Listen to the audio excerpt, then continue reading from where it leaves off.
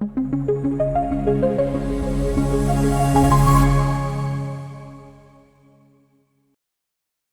quedan tres clases, queridos alumnos, que es esta semana, hoy, mañana y pasado mañana. Vamos hasta el miércoles para poder culminar nuestra capacitación.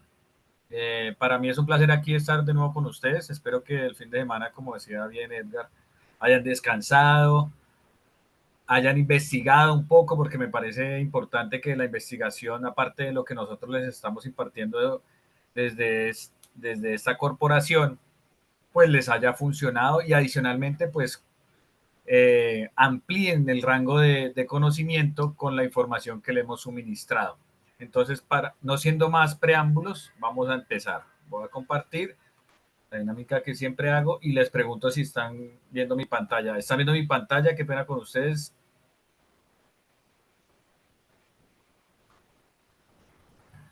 Alguien que me escriba si están viendo la pantalla. Listo, muchas gracias.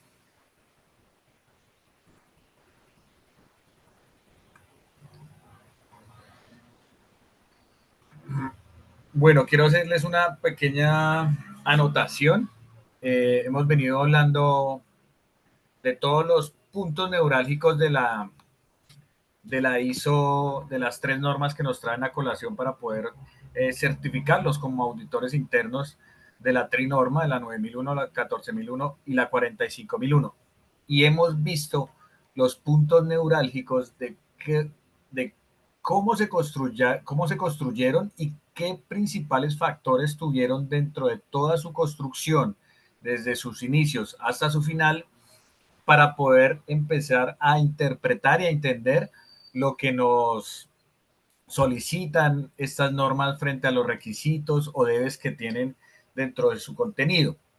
Entonces, yo les comentaba la semana pasada que les iba a empezar a hablar de cómo se construía un mapa de procesos y cómo una parte básica de un mapa, cómo podríamos ver una parte básica de un mapa de procesos, pero para poder construirlos y poder sintetizar y poder culminar de una manera de alto nivel para que ustedes se lleven una formación y un conocimiento bastante amplio de alto nivel, pues decidimos integrar estos dos últimos puntos que son fundamentales para que ustedes en sus auditorías posterior a estas capacitaciones o si ya las están haciendo, pues fundamenten un poco más su estructuración eh, al momento de realizarlas, pues generamos estas dos variables o estos dos contenidos que vamos a hablar en estos 3 días que son fundamentales, como les decía, para poder empezar a aplicar auditorías y si no y si ya los han aplicado, pues recalcar qué deben tener en cuenta dentro de su profesionalismo al aplicarlas en temas de virtud de principios como tal. Existen 7 principios de auditoría que son intransferibles, eh, que no se pueden romper, que el auditor si no concibe generar su formación o su implementación o su accionar frente a las auditorías que ejecuta, pues no va a tener el resultado esperado frente a ello. ¿A qué me refiero? Es que estos principios, y ya lo hemos hablado, en la anterior clase yo les mostré o les desagregué cómo se fundamenta un principio y ahora vamos a ver los 7 principios de un auditor o de una auditoría para que vean qué es lo que ustedes tienen que tener claro dentro de su formación y dentro de su forma de proceder para aplicar las auditorías. Y adicionalmente a ello, vamos a ver los numerales de la norma en su despliegue paralelo de las tres normas, la 9001, la 14001 y la 45000, para que vean los puntos conectores que generan estas normas dentro de su texto y adicionalmente a ello, sobre cada numeral que pueden solicitar o que puede generar la empresa, porque pues están las dos connotaciones, para soportar ese numeral, ¿vale? Entonces, es importante que sepamos dos partes fundamentales y les voy a dar un bonus track que es la construcción que yo les decía al principio de la capacitación de cómo deben estructurar ustedes, que esto no lo dice la 9000, la 14000 ni la 45000 ni ninguna norma ISO, pero las competencias de poder estructurar un hallazgo, una no conformidad, son vitales y que lo estructuran otras bibliografías en su forma de construcción, como la 19011 o la 31000, que es importantísimo que ustedes sepan redactar un hallazgo. Entonces vamos a generarles la estructura general que debe tener un hallazgo para que ustedes lo construyan de esa manera, ¿vale? Entonces el ejercicio va a quedar para los 2 días restantes de esa estructuración y hoy vamos a hablar de estos 2 puntos neurálgicos. Para mí es importante tocar todos los numerales porque pues obviamente ustedes deben conocer cuáles son los requisitos, los debe, las partes obligatorias que tiene que tener la organización para ustedes poder verificar que lo estén cumpliendo.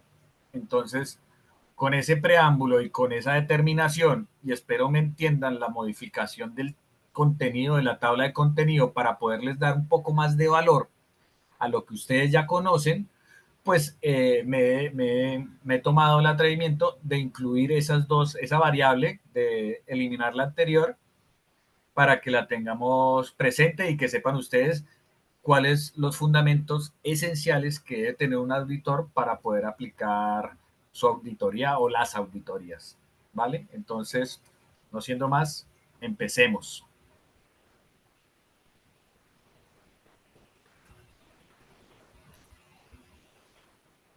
Listo. Los 7 principios de la auditoría, ese número 7 es muy conocido o sea, lo manejan en varias gestiones. Son importantísimos porque estos principios son esenciales, como lo decía en mi intervención inicial, en la introducción, para que la persona auditor, con su denominación auditor, sea auditor líder, sea auditor interno, sea un auditor observador que esté forjando sus principios. Yo lo llamo auditor observador, pero pues es un acompañante, un observador que está empezando a formarse en esta linda profesión como auditor, y lo que hace cuando no es una persona experta, lo que hacen en las empresas es darle un acompañamiento al grupo auditor para que vaya mirando, para que vaya observando cómo se deben o se manejan, cómo cómo se estipula y cómo pasa el proceso de auditoría para que vaya forjando su mentalidad en la construcción de sus próximos accionarios que van a ser ya como auditor interno y posteriormente como auditor líder. Entonces, uno de los principios fundamentales, eh, intransferibles, inmodificables, es la integralidad. ¿A qué se refiere la integralidad? Vamos a leerlo lo exploramos más en materia, ¿vale? La integralidad es el principio de integralidad implica que los auditores internos deban mantener una actitud honesta, imparcial, justa y ética en el desempeño de sus funciones. Esto aplica no solo para seguir las políticas y procedimientos establecidos, sino también para, para ser transparentes y actuar con responsabilidad en el manejo de la información y de los recursos de la organización. Aquí voy a hacer como una especie de explicación a lo que se está diciendo, más sin embargo creo que está muy concreto la, lo que se trae por escrito en la diapositiva, pero quiero generar puntos de valor frente al texto ya leído. Nosotros debemos ser imparciales en el sentido de que no podemos auditar cuando, por ejemplo, estamos en ese proceso. Siendo parte del proceso, no podemos ser jueces del mismo, porque no tendríamos esa integralidad que maneja el principio de auditoría para poder ser objetivos, para poder proceder de la mejor manera para poder investigar, o así lo hagamos, la figura como tal de ser parte del mismo proceso que está auditado, pues te inhabilita para esa gestión. Entonces, eso es lo que habla aquí de honestidad, imparcial, justicia, ética. Son posiciones que nosotros no podemos determinar. Otro ejemplo, nosotros no podríamos auditar a un familiar. ¿A qué me refiero? Cuando la empresa es familiar, pues la idea es que entre familia no se audite, porque pues podemos presentar algún problema de, de no encontrar lo que se debe. Entonces, porque pueden pasar muchos factores. A mí no me gusta nombrar ese término de que son que son familia y eso, pero pues es un caso que puede pasar dentro de las compañías. Hay ejemplos dentro de, por ejemplo, entidades públicas, que hay un funcionario que es el esposo de mi hermana, o sea, un familiar de segundo grado, y yo ya no podría tener la potestad de auditarlo, porque pues se presenta un conflicto de intereses. Entonces ese conflicto de intereses te inhabilita para poder ser auditor de ese proceso, o más precisamente de esa persona que está en el proceso. Entonces es importante que esas variaciones o esas determinaciones las encontremos, y pues cuando nosotros identificamos que hay como un impedimento para poder ejecutar alguna auditoría, pues salga de los auditores, salga del auditor, eh, antes de que sea visible, declararse impedido. Es importante que eso pase, porque pues demuestra este principio en su totalidad, muestra que dentro de su profesionalismo, dentro de su ejercer de esta actividad, lo está teniendo dentro de su profesión. Entonces, pues eso hace que lo vean de la manera como deben ver a un auditor. ¿Vale? Para que tengamos claro ese principio en su primer párrafo. Vamos a leer en el segundo a ver qué nos dice. Para ampliar el principio de integralidad en las auditorías, los auditores internos deben asegurarse de que todas las actividades de auditoría sean realizadas de manera profesional y objetiva. Eso implica evitar cualquier conflicto de intereses o apariencia del conflicto, abstenerse de aceptar regalos o favores de los auditados, y mantener la confiabilidad de la información que se maneja durante el proceso de auditoría. Es importante que nosotros, voy a hacer aquí una aclaración o una observación frente a lo que se está exponiendo. Es importante que nosotros tengamos, uno, lo que hablábamos anteriormente en el tema de, y como lo mencionaba también este párrafo, cuando haya conflicto de intereses, saberlo manifestar, saberse declarar que está impedido, y poderse retirar de ese grupo de auditoría.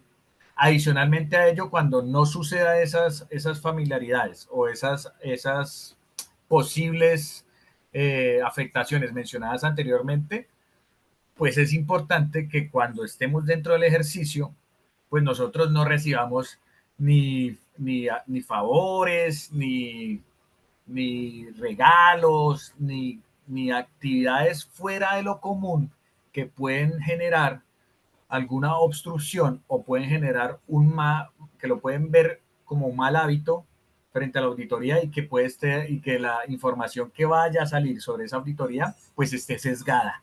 Si eso empieza a pasar, pues muchas de la especulación que se puede forjar sobre esa auditoría interna, pues desvirtuará lo que se puede haber evidenciado en la misma. Entonces, abstenerse de esa actividad, favores como eh, invitarlos a almorzar, llevarlos a los puestos donde ellos viven, todas esas actividades, por favor, omitir, todas esas acciones, por favor, no tener, porque todo eso puede jugar en contra la integridad de lo que nosotros estamos impartiendo, que es una verificación consciente y objetiva de alguna determinación que se deba ejecutar dentro de, dentro de la organización. Entonces, es importante que eso lo tengamos en cuenta. Y por último,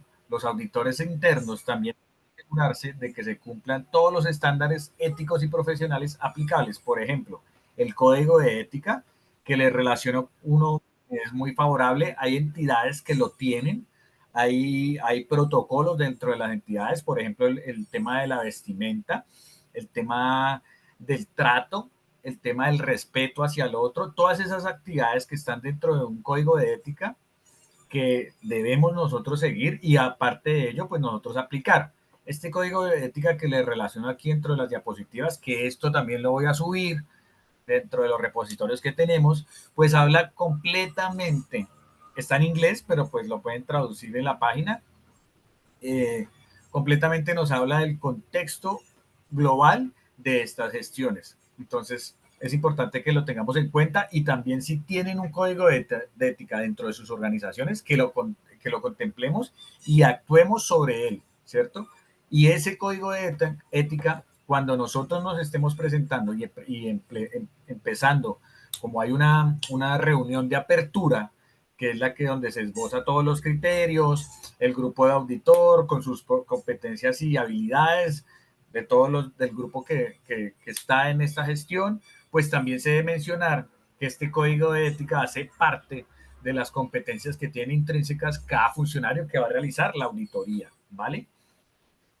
Que sí, que además, ¿qué dice? Y que se respeten las leyes y regulaciones pertinentes. Aparte del código de ética, como les digo, hay un código de vestimenta. Dentro de las entidades existe varias funcionalidades que eso sirve para generar respeto y generar valor dentro de las organizaciones. No todas lo tienen, otras sí, y nosotros como auditores debemos seguir esos lineamientos porque estamos obligados por el mejoramiento continuo y por, como les he mencionado varias veces, por el profesionalismo de nuestra integralidad como auditores, pues a ejercer esa actividad o a tomar esa introspección de toda esa información para aplicarla como auditores internos o como auditores líderes.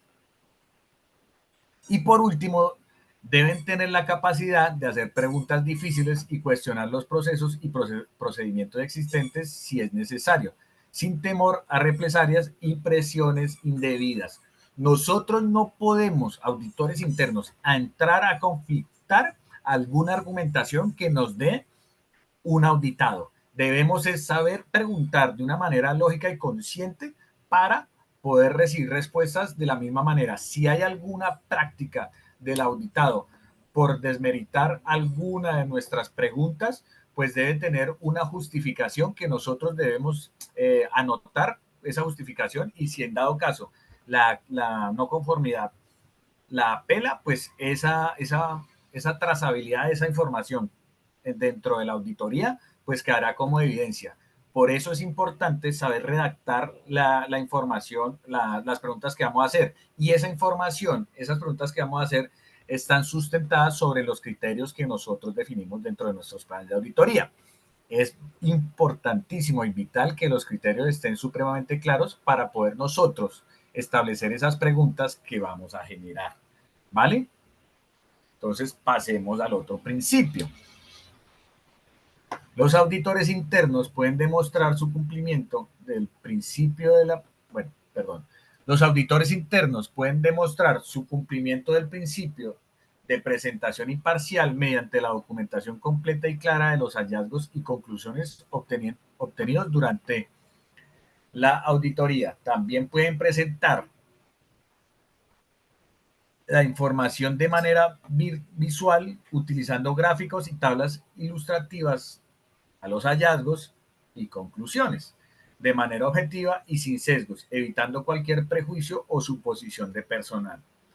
La presentación imparcial es que todo lo que genere o todo lo que se genere dentro de la auditoría se debe presentar tal cual nosotros lo hemos identificado en la auditoría, frente a las preguntas y lo que nos han contestado y nosotros sobre lo que hemos contestado, pues debemos justificar lo que hemos identificado, los hallazgos, las correcciones, las no conformidades, frente al criterio evaluado. Si nosotros no damos ese argumento sustentado sobre el criterio que se está evaluando, pues puede presentarse una información que no sea objetiva, que maneje algún sesgo y que no sea apropiado y termina o puede terminar en una apelación por parte del auditado. Entonces es importante que esta claridad frente a lo que se presenta, frente a lo que nosotros presentamos como lo que vamos a, primero, lo que vamos a auditar frente a lo que estamos auditando y posterior a ello, lo que se evidenció, debe ser de una manera imparcial. No debe haber ningún tipo de sesgo, no debe haber ninguna eh, eh, inicialmente presentar algo que no se ejecutó o que no se tuvo en cuenta, adicional, obviamente, perdón, o presentar algo, presentar el todo de los criterios y posterior a los hallazgos, generar otros criterios, todo eso desvirtúa lo que ustedes están ejecutando como auditores. Entonces es importantísimo que, por ejemplo, se presente el plan de auditoría en cierto límite de anticipación, que no sea el mismo día de la auditoría, porque pues no da objetividad a poderlo consultar, a poderlo verificar, a poder empezar a construir toda la evidencia, bueno, a construir toda la evidencia, a recopilar toda la evidencia que nos entregan en la hora de la auditoría. Esa gestión pues ya empieza a generar, desde ahí se empieza a generar la auditoría interna. Hablando de la auditoría interna, empieza, y cualquier auditoría ya empieza a generar ese valor que requerimos para que sea de una manera coherente y como lo menciona este principio, imparcial. Entonces es importante que nosotros sepamos construir y que esa construcción tenga todos el carácter de claridad frente al auditado y que nosotros como auditores tengamos la potestad de conocer todo lo que vamos a auditar, porque es importante que el criterio que estamos evaluando, pues lo tengamos totalmente claro a la hora de evaluar. Cuando ven alguna debilidad frente a alguna pregunta, pues el auditado puede ser que no responda con la misma certeza o con la certeza no, sino con la necesidad que requiere la pregunta. Y pues ese ir y afloje de las preguntas, pues puede ser que no salgan lo que estábamos buscando con el objetivo de la auditoría o el plan de auditoría, ¿vale? ¿Qué dice más este principio de imparcialidad? Además, los auditores internos pueden demostrar su compromiso con el principio de presentación imparcial, siendo transparentes y abiertos con sus comunicaciones a los auditados y a otros miembros de la organización.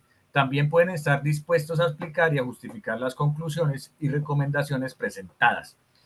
Bueno, aquí quiero hacer una pausa. Nosotros el informe de auditoría es cuando se presenta, no el informe, sí las conclusiones en la reunión de cierre. Hay una reunión de apertura y hay una reunión de cierre. En esa reunión de cierre es donde se presentan todo lo evidenciado frente a todo el trasegar de la auditoría. Esa presentación emana todo lo que hemos encontrado, las respuestas y las preguntas y respuestas que nos dieron, los posibles hallazgos o las conclusiones que tenemos sobre lo identificado y los posibles hallazgos ya con la información concreta, lo que podríamos ya identificar como hallazgo o como una no conformidad sin nombrar que esto ya es una identificación ya dada.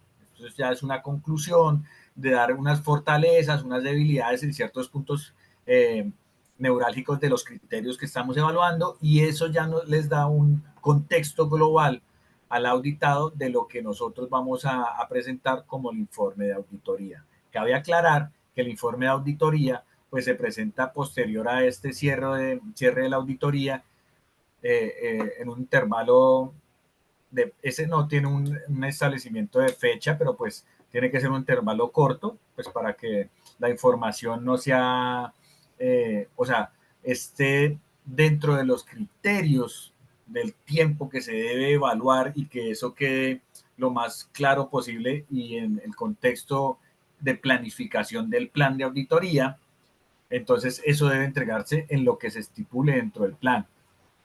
Posterior a ello, como les decía anteriormente, puede haber una apelación sobre alguna no conformidad, alguna corrección que se genere en el informe de auditoría y lo que sucede ahí es que piden la consulta o la verificación por parte de otro auditor que puede verificar todo lo que se evidenció con la información que nos han entregado y que hemos recopilado para soportar nuestras actividades y con la conclusión del informe para poder dar su concepto si, si lo pide el auditado. En algunos casos puede reiterar la corrección o no conformidad, en otros casos puede ser que dé otra formalidad y cambie el tipo de corrección o el tipo de hallazgo que se identificó. ¿Qué nos dice más este principio? Además, los auditores internos pueden demostrar su compromiso con el principio de presentación imparcial, siendo transparentes y abiertos en sus comunicaciones con los auditados y otros miembros de la organización. También pueden estar dispuestos a explicar y justificar las conclusiones y recomendaciones presentadas y todas las medidas para abordar cualquier inquietud o crítica en relación con los hallazgos y las conclusiones obtenidas.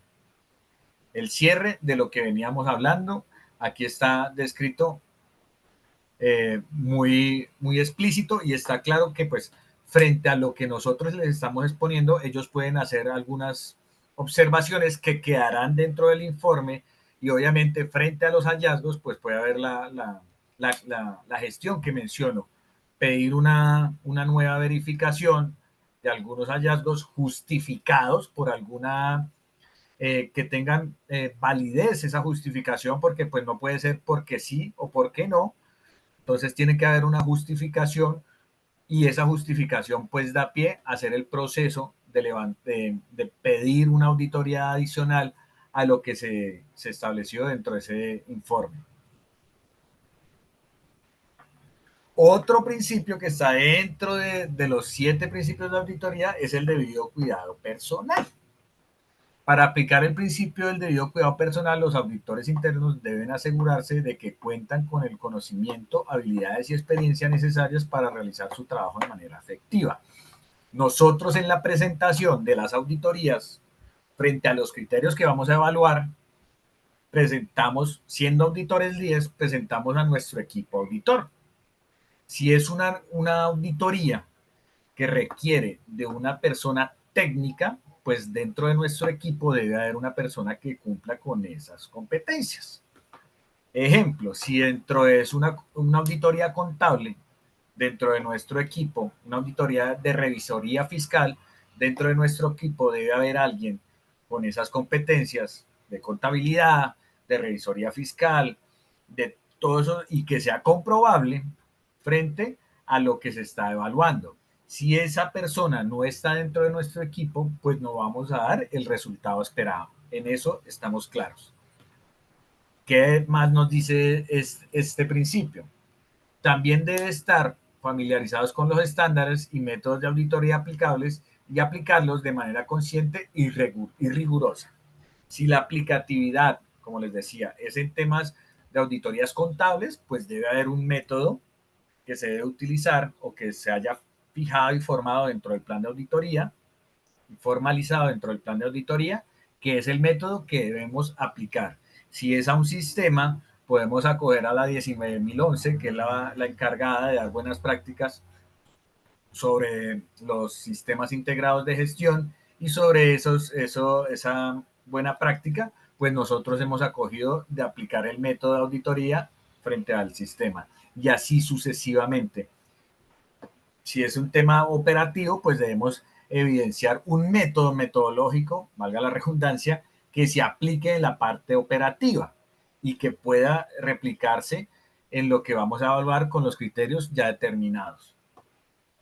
¿Qué más nos dice este principio?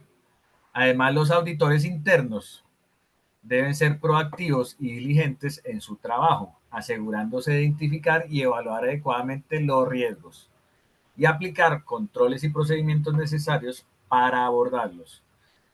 Aquí quiero hacer una claridad. Cuando hablan de riesgos, mucha gente cree que son los riesgos ocupacionales que pueden existir dentro del proceso. Y sí, pero no. Voy a aclarar ese y sí, pero no.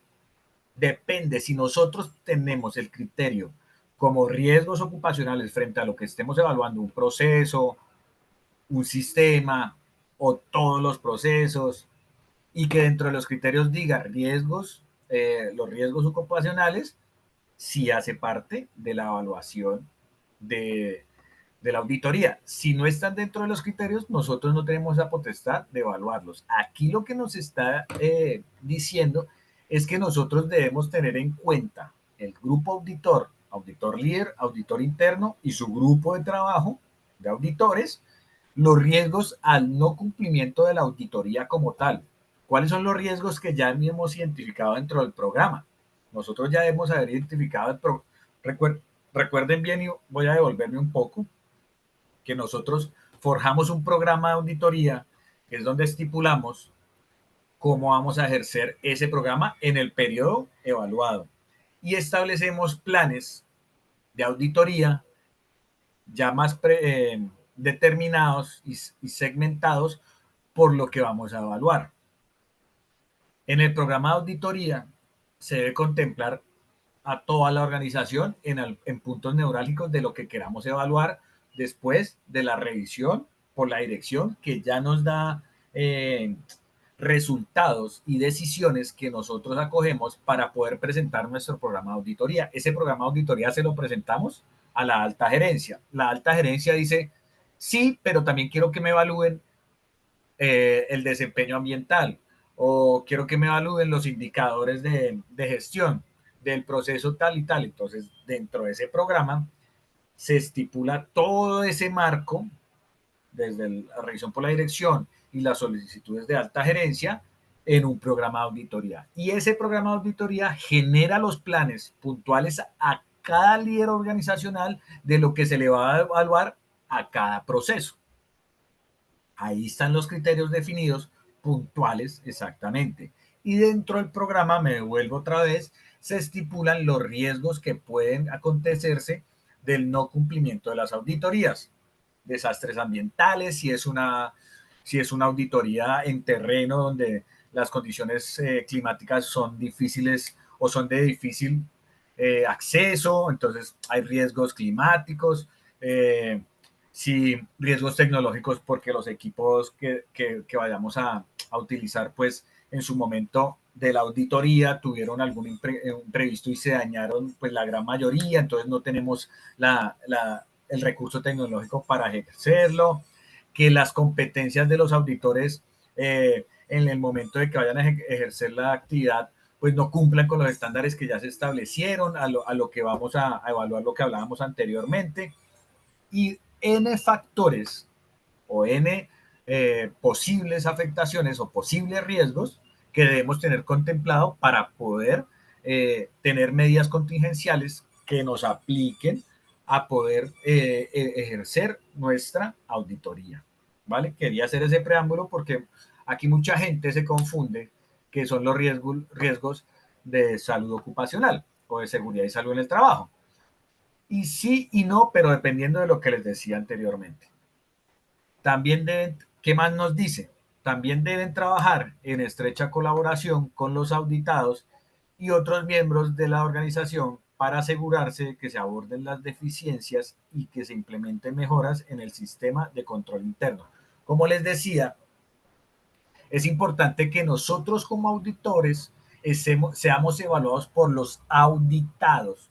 El debido cuidado profesional abarca todo esto, los 7 principios de auditoría. Adicionalmente, la presentación personal, la forma de expresión, el respeto a su equipo de trabajo y a los auditados. Todas esas variables pueden estar enmarcadas en la evaluación que nos hacen a nosotros los auditados. Obviamente, estas evaluaciones ya deben estar construidas dentro del programa de auditoría que se estipula porque pues esas determinaciones nosotros también las debemos construir para poder mejorar ¿qué? El proceso de control interno para que haya mejoramiento continuo, porque donde nosotros podemos establecer dentro de nuestro marco como proceso, siendo auditores internos, estamos en control interno, en evaluación y seguimiento, en el marco de los que verificamos, debemos también tener mejoramiento continuo. Entonces, ¿cómo podemos tener fuentes de información? con retroalimentación de nuestro cliente interno. Nuestro cliente interno nos genera esas evidencias, esa información para poder nosotros mejorar. ¿Listo? Y por último, los auditores internos también pueden demostrar, los auditores internos también pueden demostrar su compromiso con el principio del debido cuidado profesional, manteniéndose actualizados en cuanto a los estándares y métodos de auditorías aplicables, asistiendo a cursos de capacitación y desarrollo profesional y buscando la retroalimentación y asesoramiento de otros miembros de la organización.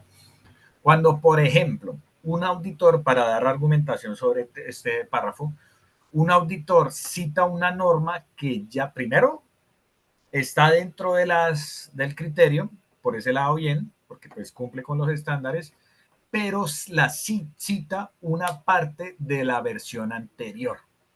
Cuando eso sucede, pues desvirtúa la pregunta y puede pasar que el auditado la dé como no válida. Entonces, es importantísimo que nosotros, grupo líder, auditor interno y auditores, tengan el compromiso de este principio del debido cuidado profesional y se mantengan actualizados. Por ejemplo, vamos a auditar el proceso de auditoría en su numeral número 8. Debemos tener una persona técnica que conozca todo lo que en Colombia lo llamamos las NIF, que bueno, esas son normas internacionales, también están aplicadas en cualquier otra parte geográfica del mundo. Las NIF son las que dictan todo el conglomerado de que debemos cumplir contable y financieramente.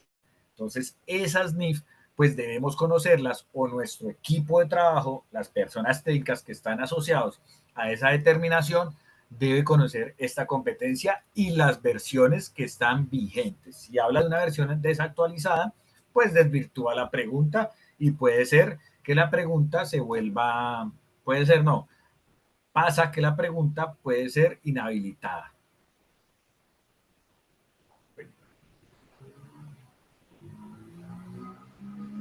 Otro principio, y este es uno de los fundamentales sin desmeritar los otros. Vamos a leerlo. ¿Cuál es? Confiabilidad. Confidencialidad, disculpen ustedes. ¿Qué nos dice la confidencialidad? El auditor debe ser estricto en el uso de la información recolectada durante la auditoría.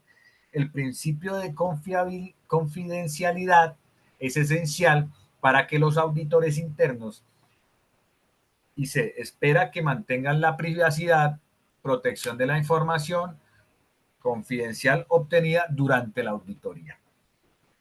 Aquí nos vamos a que nosotros debemos tener ese principio fundamental de confidencialidad. Hay mucha información de las organizaciones que vale, bueno, por ponerlo en un término, que vale oro a otra entidad, a otro proceso, que sirve para poder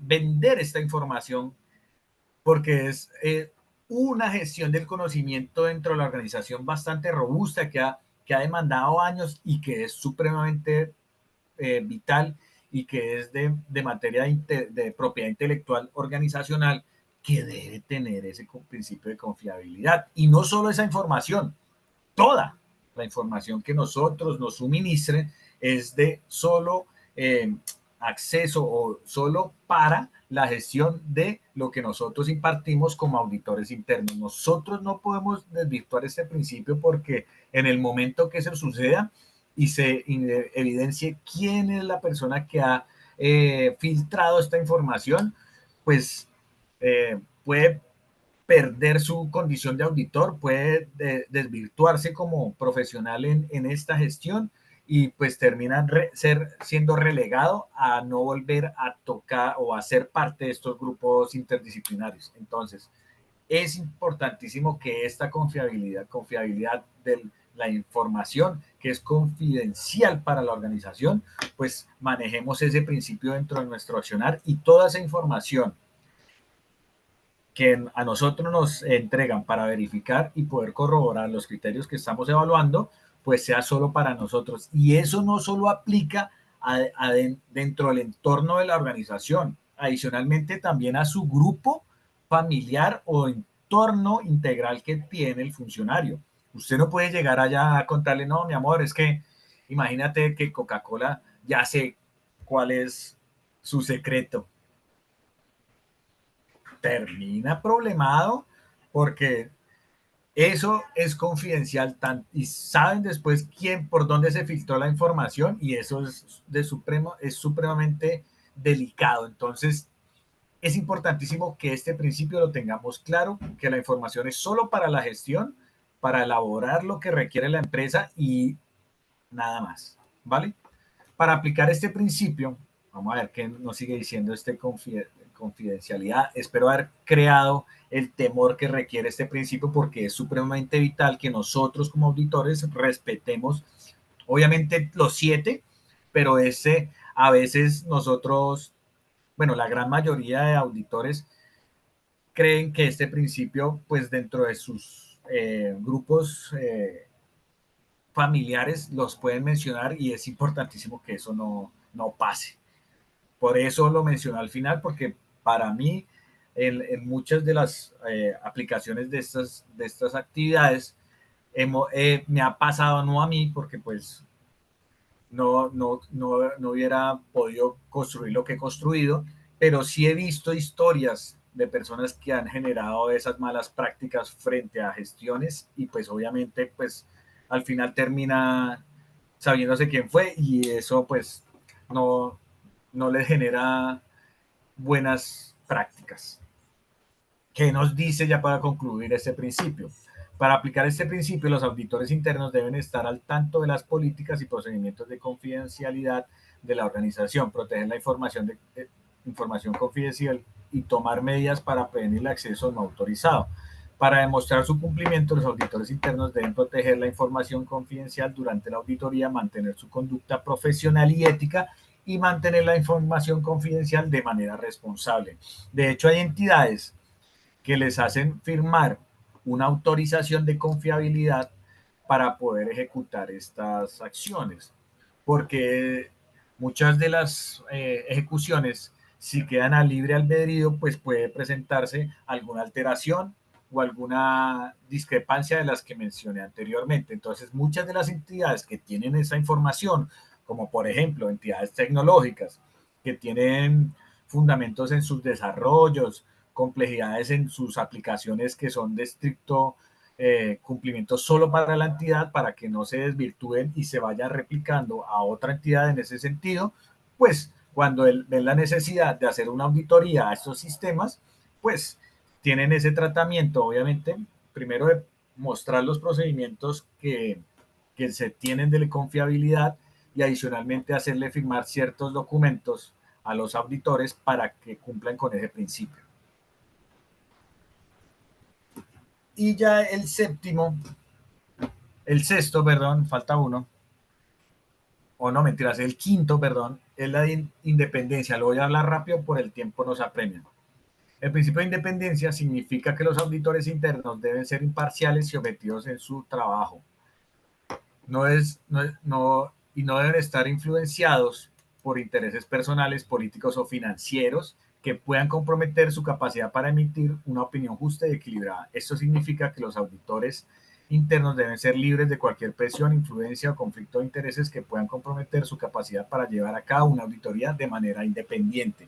La independencia se asemeja mucho al que hablábamos inicialmente, pero este habla de que nosotros no podemos estar presionados para poder indilgar a acciones que nos digan que vamos a hacer. Entonces es importante que cuando vayamos a hacer la auditoría es porque nosotros estamos fundamentados frente a nuestros principios, frente a el conocimiento que tenemos y frente a la información que nos están suministrando.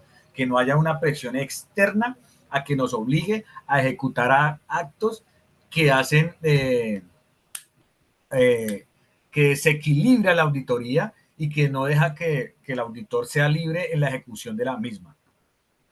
¿Qué también nos dice ese principio? Los auditores internos pueden demostrar su cumplimiento del principio de independencia a través de su capacidad para llevar a cabo su trabajo de manera objetiva, crítica e imparcial, sin influencias externas o conflicto de intereses. Esto puede incluir no aceptar regalos, beneficios o cualquier otro tipo de favor que pueda influir en la capacidad para realizar una auditoría independiente y objetiva.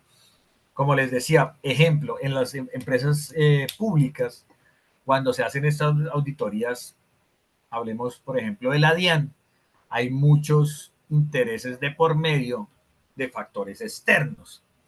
Aquí se maneja demasiado valor económico que es importante obviar algunas cosas. Entonces nosotros como auditores debemos respetar eso. Y si no nos cumplen, porque ha pasado con la veracidad de nuestras, de salvaguardar nuestro, a nosotros, al ser humano que como auditor va, pues yo sí les recomiendo que se releguen del caso o se releguen de la gestión, porque pues tampoco esto puede ser de vida o muerte. Es de gallardía tomar esas acciones, pero también tampoco eh, nosotros debemos correr riesgos, en mi opinión, es mi opinión, riesgos fuera del ámbito laboral. Cuando ya son cosas extremas, pues lo que yo recomiendo es que, y si tiene la posibilidad, pues no involucrarse en ese tema. Pero, por ejemplo, en la DIAN hay puntos neurálgicos que son supremamente vitales para poderlos identificar y que llevan años pasando y pasando y nadie ha podido ejecutar una buena auditoría en ese sentido y pues al día de hoy vamos a ver si en algún momento se identifica para los que no son de este país, la DIAN son la entidad que controla todo el tema cambiario, el tema puestiario y todo el tema de intercambios comerciales de la canasta, que son los que dejan ingresar y dejan salir la mercancía de este país. La Dirección de Aduanas e Impuestos Nacionales, DIAN. ¿Qué dice además de esto? Los auditores internos pueden demostrar su cumplimiento del principio de independencia a través de su capacidad para llevar a cabo su trabajo de manera objetiva, crítica e imparcial, sin influencias externas u de conflicto de intereses. Ya este principio pues queda supremamente claro, nosotros no debemos recibir ninguna presión sobre esto, si hay presión y si la presión recalca sobre el accionar del auditor, pues la objetividad de lo identificado se pierde. Y el enfoque basado en evidencia, este es el último, no, falta uno. El enfoque basado en evidencia es uno que también es demasiado importante para poder soportar lo identificado que nosotros ejecutamos en nuestros informes de auditoría. Vamos a leerlo rápidamente. El enfoque basado en evidencia significa que los auditores internos deben obtener y evaluar evidencias objetivas y verificables para resaltar sus conclusiones y recomendaciones. Nosotros no podemos dar una observación, una corrección, una no conformidad menor o una no conformidad mayor si no hemos identificado o no podemos documentar de dónde la hemos identificado.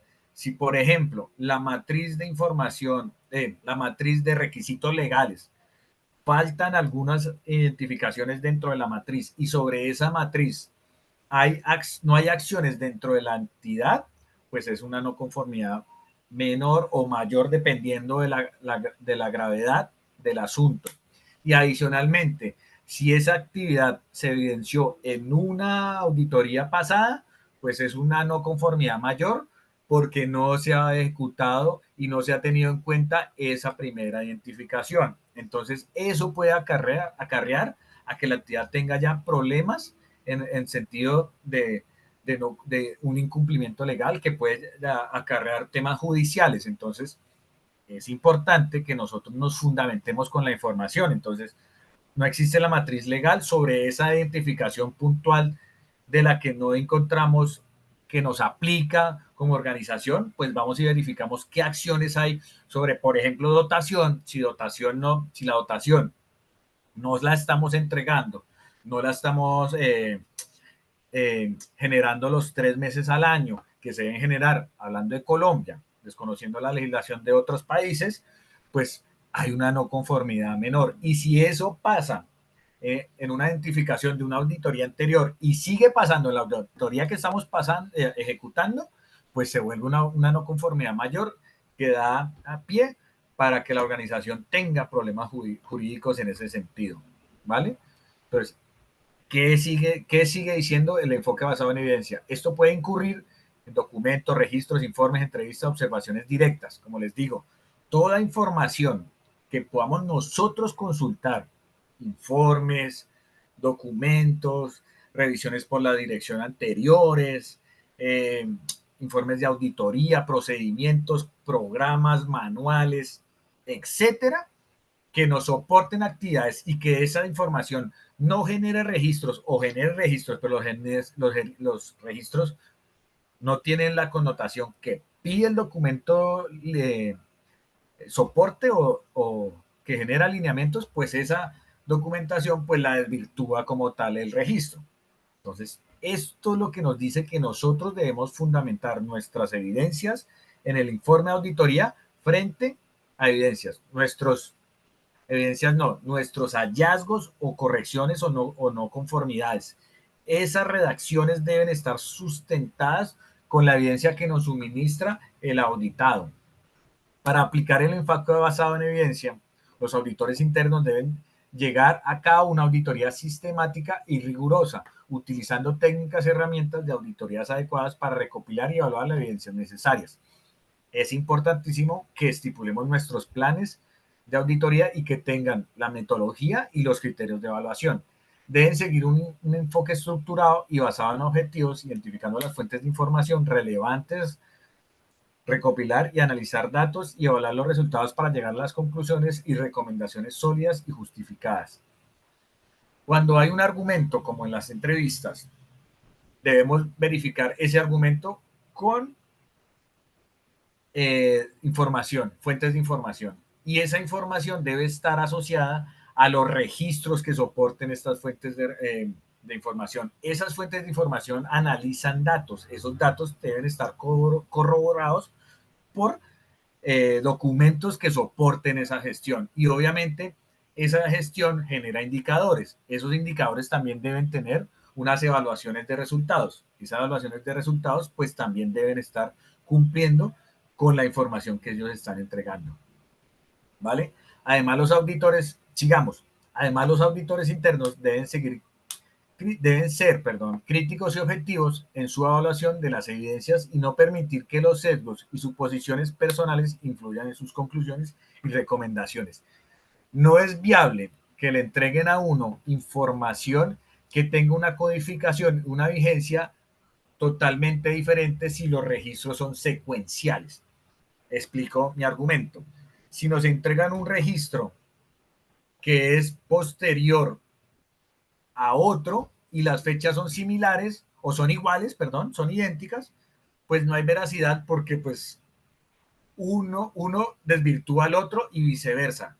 Tiene que haber una consecuencia secuencial de la evidencia soportable con los datos que tienen esas informaciones. Si esa información genera datos que sean irrelevantes en el sentido de que las fechas son incongruentes con lo que están evidenciando, lo que han ejecutado o lo que han documentado, pues el registro desvirtúa lo que se ha informado dentro de la documentación que nos están entregando.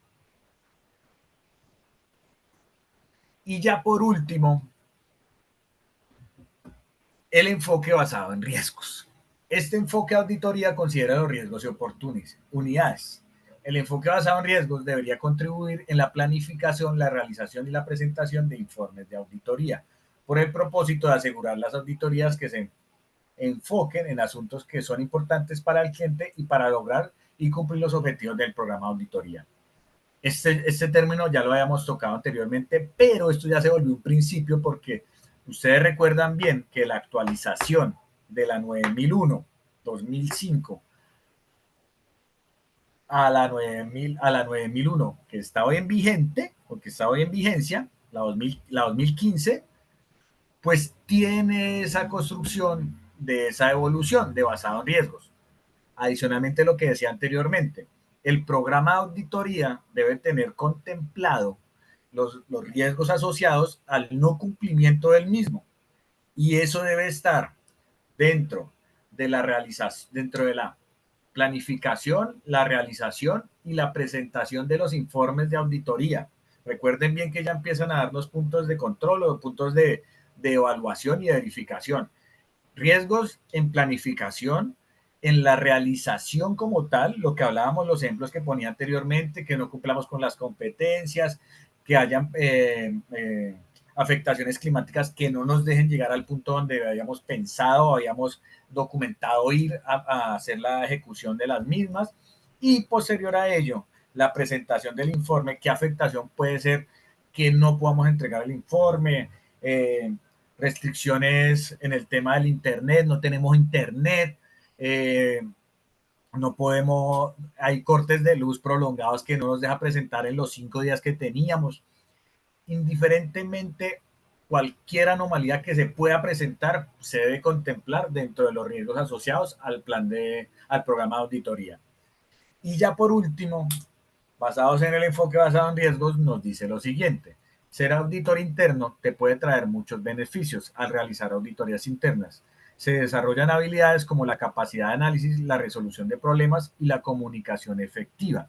Estas habilidades pueden ser transferibles y aplicarse en otras áreas de la organización. Esto era una síntesis de los 7 principios que cuando ustedes hagan estas gestiones y apliquen todos estos principios en sus procedimientos, en su actuar, pues van a tener las competencias de poder realizar o empezar bueno, a empezar a construir y a desarrollar habilidades de capacidad de análisis, resolución de problemas, porque ustedes al identificar una no conformidad o un hallazgo, sea el que sea, van a empezar a interpretar cómo ellos pueden solucionar eso, no más porque ya identificaron el hallazgo. Y una comunicación efectiva, que es la importancia que les he mencionado anteriormente, de que puedan estructurar un hallazgo bastante descrito de una manera muy simple, pero muy concreta a lo que ustedes encuentren, y que sea posible de fácil entendimiento a cualquier lector, de cualquier nivel jerárquico, de cualquier nivel en competencias, de cualquier nivel de la organización. Eso les va a dar un goodwill, no solo para poder aplicar como auditores internos, sino también para poder establecerse en otra parte de la organización. En cualquier parte de la organización ya empiezan a tener esa estructuración, que son competencias fundamentales para poder proceder en cualquier parte de la organización o en cualquier empresa, o si son empresarios o futuros empresarios, pues eso les genera virtudes de qué deben empezar a estipular dentro de su estructura organizacional propia. Listo. Y siendo las 8:02, le damos por concluido el día de hoy. Espero haberles generado un poco más de conocimiento en el tema de su profesionalismo, porque estas actividades son importantísimas para que ustedes empiecen a ejecutar sus acciones como auditores. Los que no han ejecutado nunca una acción como estas, porque no se han certificado o no han tenido la oportunidad, porque no siempre pues pueden tener la potestad de ser partícipes de estos grupos por invitación o por estar dentro de esas áreas, pues empezar ya a ver, pero es que yo tengo que basar mi profesionalismo basado en riesgos, sobre confidencialidad, basado sobre la evidencia que me soportan, y empiezan ya a determinar factores diferenciales en su ejecución. Hay una pregunta de Silda, dice que si se saca un informe preliminar y luego y luego el área de auditoría tiene un lazo de tiempo para presentarlos. Sí, sí señora, no es un informe preliminar. Bueno, digamos que sí, porque lo que se genera es unas conclusiones generales de lo identificado dentro de la auditoría. En la reunión de cierre se hace un informe, sí, está bien dicho, muy bien, de lo que se ha identificado, lo que ha pasado dentro de la auditoría, cuáles son sus debilidades, cuáles son sus fortalezas, y ya posterior a eso, sobre un tiempo determinado que se estipula dentro del programa de auditoría, ya se entrega el informe formal identificando los hallazgos que se hayan encontrado en la auditoría. Entonces, no siendo más, les deseo a los que no me acompañan en 5, 4, 3, una feliz noche y para todos nos vemos mañana. Que estén muy bien.